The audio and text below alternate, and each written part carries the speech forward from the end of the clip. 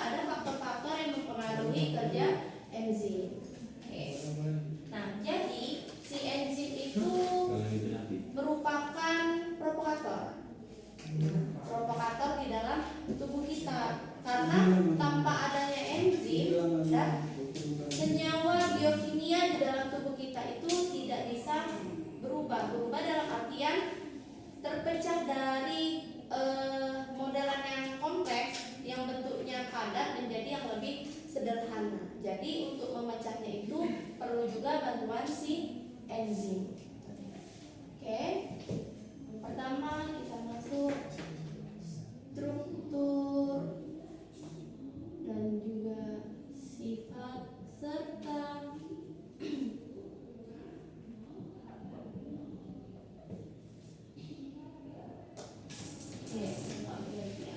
struktur dan sifat enzim.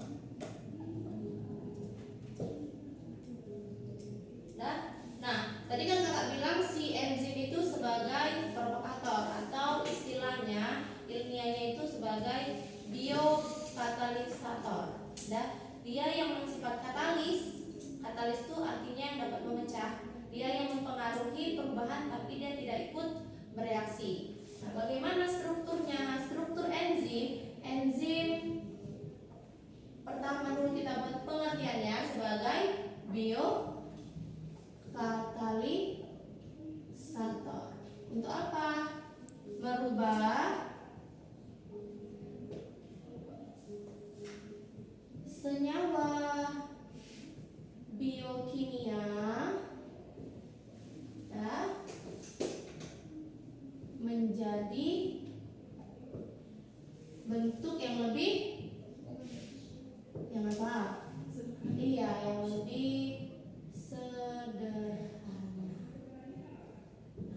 Karena dia dikatakan biokatalisator, kadang enzim ini juga bisa dibilang protein, tapi dia tidak termasuk protein. Kenapa? Karena ciri-cirinya itu hampir sama dengan protein, tapi dia bukan protein. Hanya saja cirinya itu mirip dengan protein. Nanti si enzim ini memiliki dua sisi. Sisi aktif dan juga tidak aktif. Oke. Sebelum kita masuk cara kerjanya, kita harus tahu dulu komponennya, unsurnya. Komponen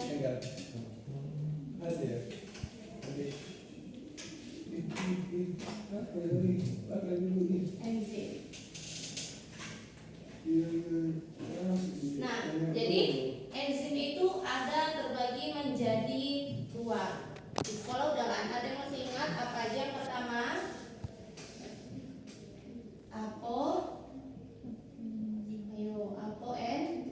apoenzim. Apoenzim ini apa? Yang sifatnya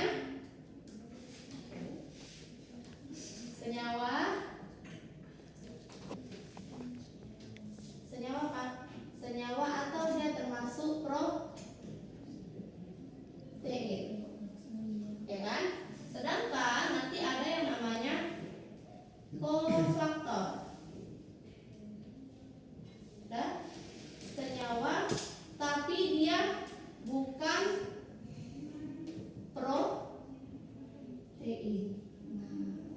Maksudnya apoenzim ini bagian dari komponen enzim, tapi penyusunnya itu ada nanti dari senyawa-senyawa protein. Sedangkan kofaktor dia termasuk enzim tapi nanti ada penyusunnya bukan protein, berarti zat-zat lain. Seperti apa? Seperti misalnya nitrogen. Nah, tapi dia tetap senyawa biokimia. Nah, nanti kalau misalnya apoenzim ini digabung dengan kofaktor, maka namanya holoenzim.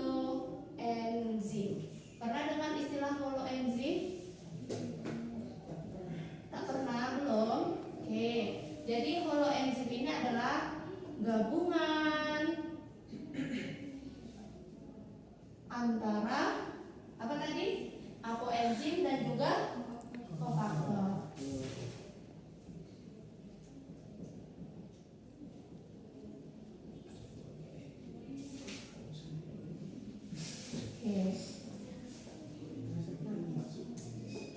Kemudian nanti ada juga sifat-sifat enzim. Ada yang masih ingat sifat-sifat enzim?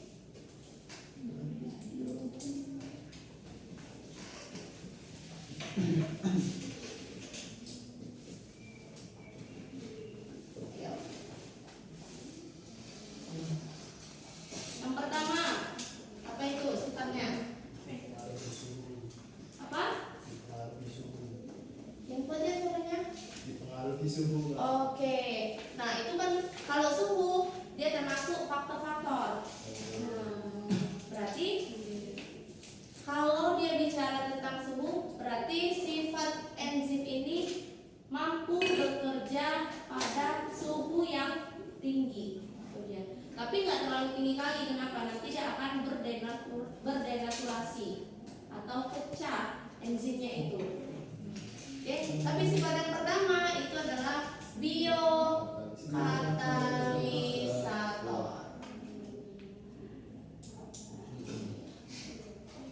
Yang kedua, dia bersifat selektif, pemilih, ya kan? Nah, dalam artian selektif ini nanti dia itu memilih, karena dia kayak puzzle modelannya. Oh, bentuk si enzim yang bentuknya seperti huruf U misalnya, maka substratnya harus menyerupai N terbalik.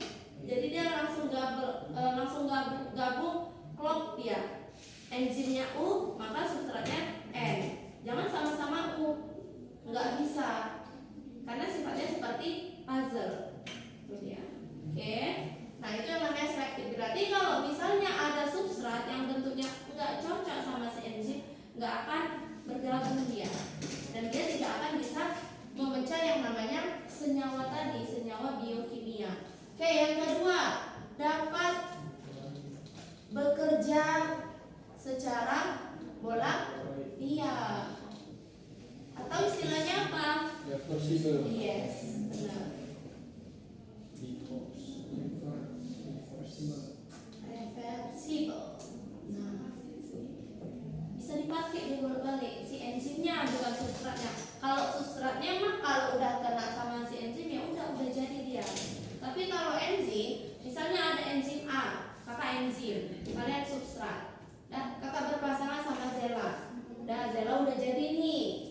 Karena udah kakak biokatalisator, udah kakak pengaruhi, udah berubah dia reaksinya. Tapi kakak tetaplah kakak, nggak ikut berubah. Nah, Zella keluar dari ruangan. Kemudian kakak mempengaruhi si Sri, ya kan? Kakak sebagai enzim, udah jadi si Sri. Kakak mempengaruhi si siapa deh? Nabila. Nah, kakak mempengaruhi. Jadi satu-satu kakak mempengaruhi sampai jadi barang substratnya itu. Itulah tadi si enzim. Makanya sifatnya itu dia dapat bekerja secara bolak-balik atau reversible. Oke, yang keempat. Ayo. Apa sifat yang keempat? Denaturasi. Denaturasi kalau dia kena suhu yang tinggi. Spesifik. Spesifik itu satu substrat, satu enzim sama dengan satu substrat. Dia nggak bisa double. Jadi satu enzim hanya bisa mempengaruhi satu substrat. Kalau udah selesai baru bisa substrat yang lain. Karena balik lagi dia bekerja secara reversible dan juga spesifik. Oke, inilah beberapa dari sifat enzim. Oke, ada lagi? Ayo. Ada lagi? Tambahannya. Dan dia tadi mampu bekerja pada suhu yang tinggi. Atau dia biasa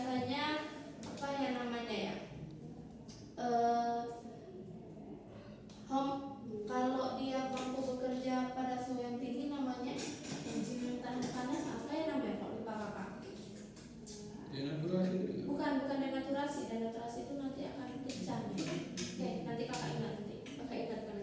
Oke, dan nah kemudian kita masuk ke mekanisme kerja enzim.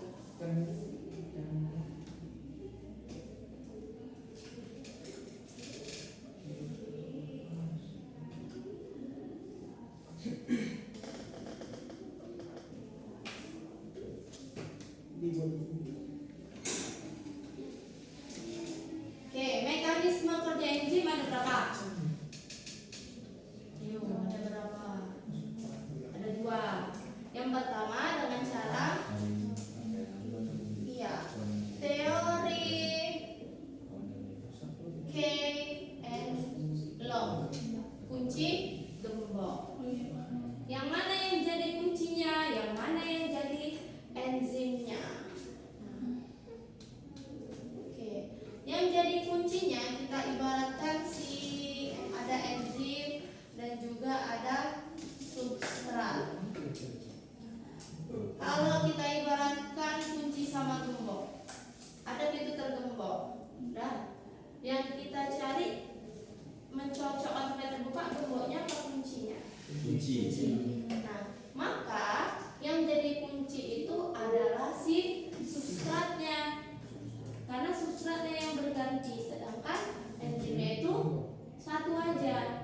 Nah, jadi si enzim sebagai si gemboknya, maka yang harus mencocokkan adalah si substrat, kuncinya. Jadi contohnya gini, ini ada gambar enzim.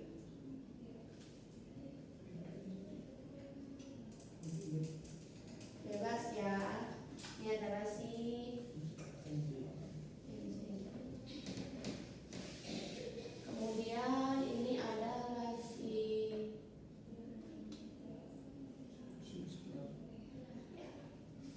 ada beberapa ini.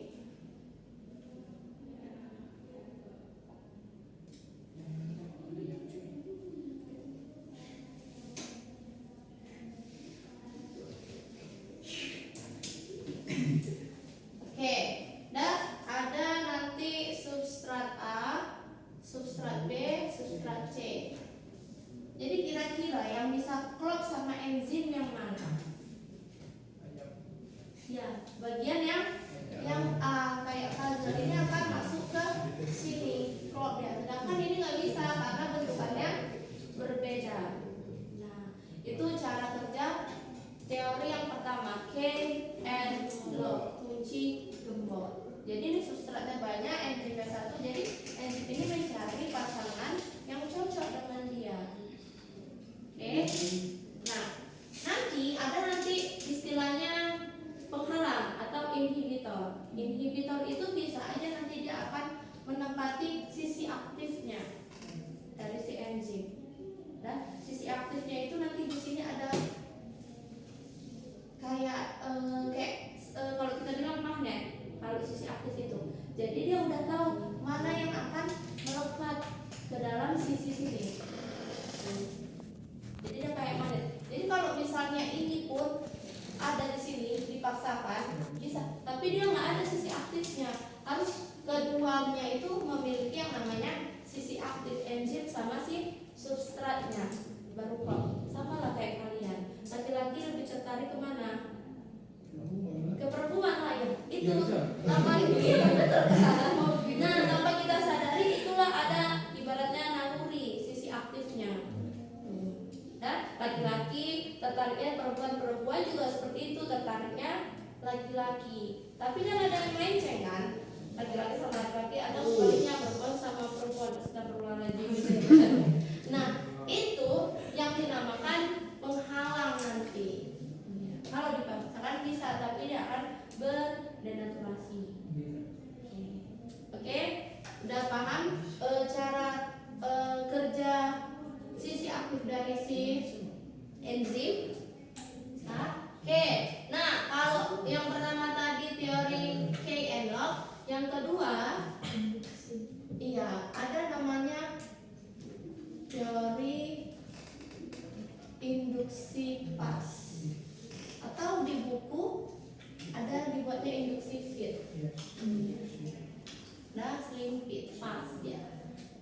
Oke, kebalikannya ibaratkan, nah ini sama-sama harus klop. Kalau yang ini tadi yang satu adalah si enzim, ya kan? Berarti yang ibaratkan yang berjalan, yang stay itu enzim, yang sibuk mencari pasangan itu si substrat. Nah, kalau yang di sini kebalikannya, yang aktif, iya, yang aktif itu substrat.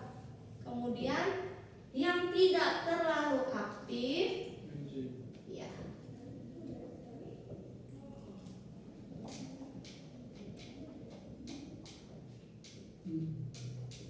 Ya. Oke.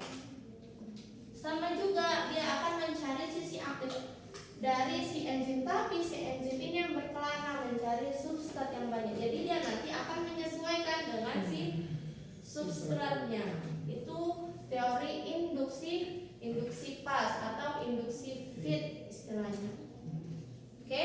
Nah, kemudian nanti ada adik, halo, selamat datang. Kenapa terlambat?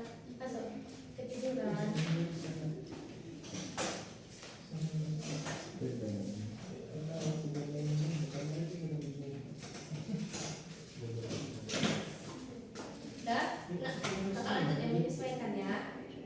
Kemudian nanti si enzim itu cara kerjanya juga akan dipengaruhi yang namanya faktor lingkungan.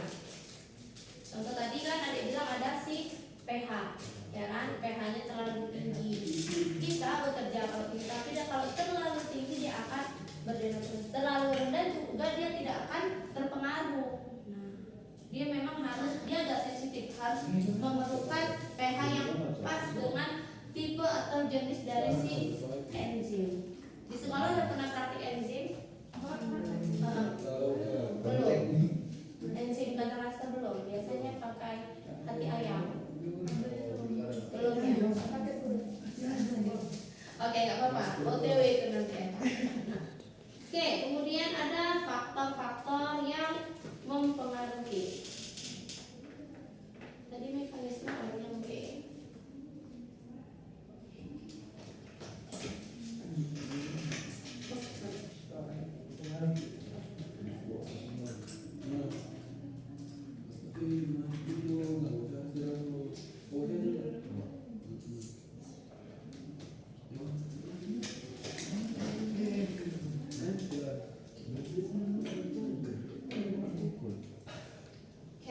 Faktor-faktor yang mempengaruhi yang pertama adalah apa tadi? Suhu.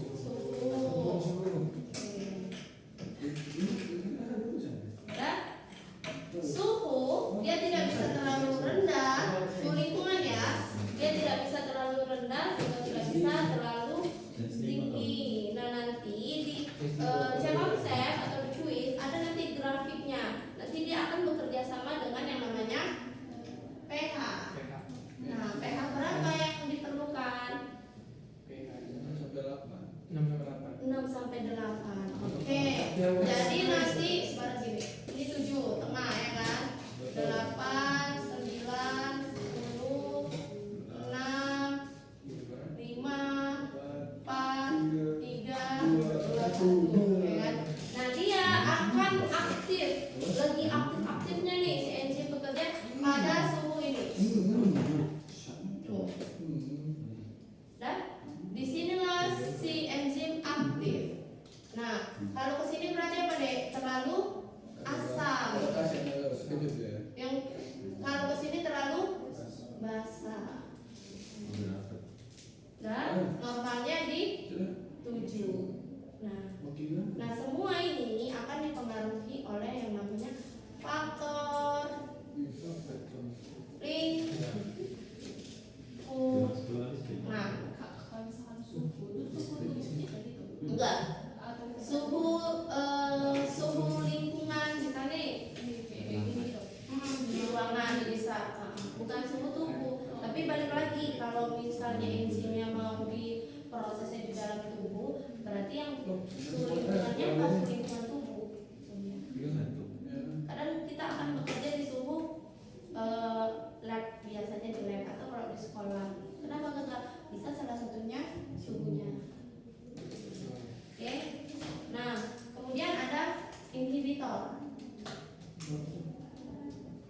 inhibitor. Nah, inhibitornya dua. Iya benar, kompetitif dan juga Non kompetitif. ya bedanya. Ini telat ya kalau masuk materi deh, ini selalu deh. AI ya. Apa? Iya. Di sekolah kayaknya udah duluan ya, udah sampai metabolisme. Teknik ya. Pinter berarti ya. Otak digital. Nah, yang kompetitif berarti yang bersaing. Dia inhibitornya yang aktif. Nah, kalau dia yang aktif, dia akan nih, kakak balik lagi ke sistem kerja ini. Ini ada inhibitor di sini. Dan inhibitor ini kalau misalnya dia bekerja masuk ke sini, berarti dia sifatnya yang inhibitor kompetitif. Sehingga substrat ini tidak bisa masuk karena udah ada si inhibitor mengganjal. Nah, tapi kalau inhibitornya dia nempelnya di sini, nggak masalah. Walaupun ada inhibitor di sini, si enzim sama si substratnya tetap bisa bergabung. Nah, karena dia bersifat non kompetitif, dia tidak akan mempengaruhi. Kan tugasnya tadi hanya mempengaruhi si substrat. Dia kan nempelnya pada enzim. Jadi ketika ada inhibitor di sini, di sisi yang lain, bukan di sisi aktif, masuklah si substratnya kemari dipengaruhi oleh si enzim, ya kan? Nah, maka si substratnya akan bisa bergabung